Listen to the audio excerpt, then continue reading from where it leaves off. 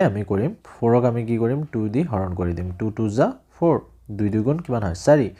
2 1 গুণ 2 আমি ইয়াতে এনেকৈ লিখি দিম 1 পূৰণ 2 পূৰণ 2 কিছু পৰিমাণে লসাগুৰ দৰেই হয়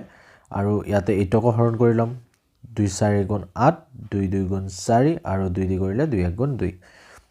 1 into 2 into 2 into 2 ঠিক আছে লসাগুত আমি কি কৰিছিলোঁ সেম যেনেকৈ লসাগুত আমি লৈছিলোঁ ন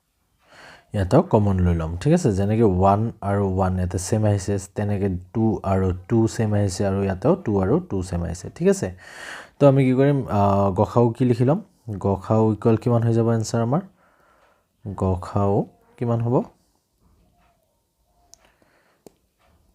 এই কিতাপ পূৰণ কৰি লিখি দিম 1 into 2 into 2 লসাগুত কি কৰিছিলোঁ আমি যেটো সংখ্যা ৰৈ গৈছিল হেতুকো পূৰণ কৰি দিছিলোঁ কিন্তু গসাউত আমাৰ হেতু পূৰণ কৰিব নালাগে অকল তুমি এইখিনি